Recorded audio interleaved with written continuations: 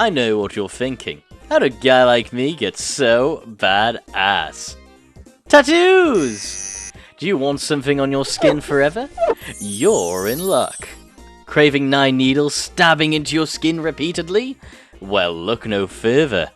Let me indoctrinate you into the fascinating world of tattoos. In this episode of Things I Like. Yippee! Come with me to the tattoo parlor. Here you will find an assortment of tools. You have your classic rotary tattoo machine, needles, grips, and ink caps. However, back in the day, I don't know, around 3300 BC, early Homo sapiens resorted to clubbing each other with pigment-laced, sharp animal bones to get their trendy tattoos. How do we know this? Thanks to this mummified skeleton, of course. This man's name is Otzi, named after the site where he was discovered in the Otzi Valley Alps. Check out his sweet tats. You might be wondering, why did Otzi have so many tattoos?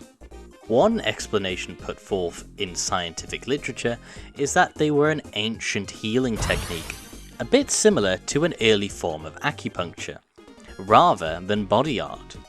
Many of the tattoos could have been an ancient way to treat joint pain in his lower back, knees, hips, and wrists.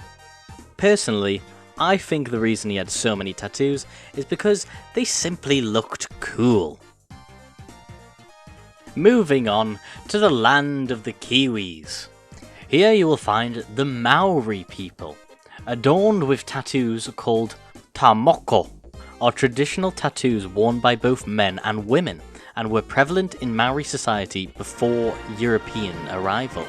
While moko could adorn many different parts of the body, the most significant mokos were tattooed upon the face. These facial tattoos were reserved for people of high ranking, such as chiefs, and were a symbol of their prestige.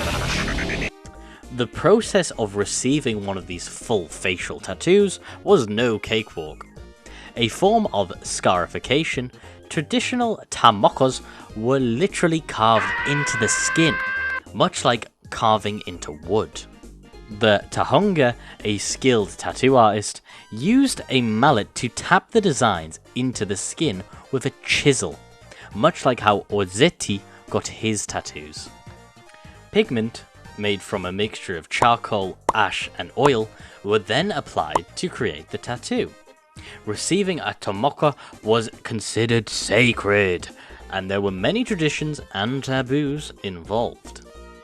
Tradition dictated that tamoko designs be carefully planned after discussions between the Tahunga and the subject.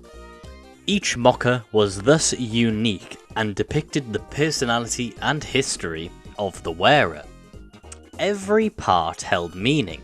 In general, the forehead design represented a person's status, the cheeks indicated the work that he did, and the temples his marital status.